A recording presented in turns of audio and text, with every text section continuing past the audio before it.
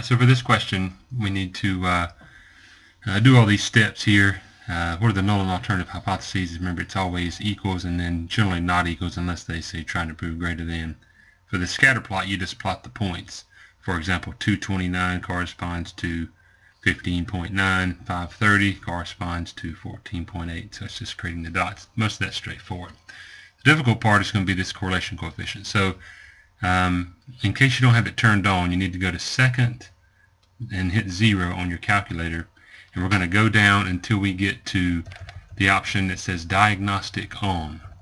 So you scroll down the list till you get to diagnostic on, and then you hit enter, and hit enter again. Turn that on. So now I have entered the data already, right? You hit stat and edit to edit your values. So there's my sets of values, and so now I'm going to do stat, and I'm going to do calc, and I'm going to do linear regression.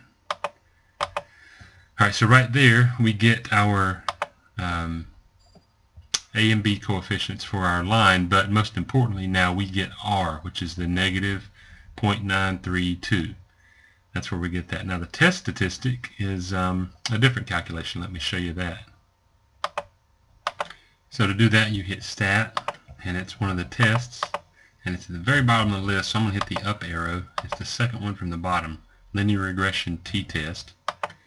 And I have my x's on list 1 and my y's on list 2 already, and frequency is all 1. Our test is not equal to, and so we'll just go down and we'll do calculate, and there we get our t-score, or test statistic is negative 4.454, which we already had. Now the p-value is going to be 0.0211.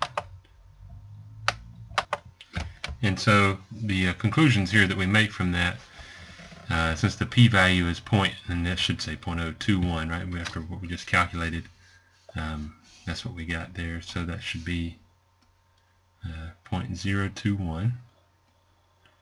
All right, since that is less than our p-value, our significance level of 0.05, because the p-value is less than that significance level 0.05, there is sufficient evidence to support the claim that there is a linear correlation. Now, the last part then is the tricky part. Do the results suggest that imported lemons cause car fatalities?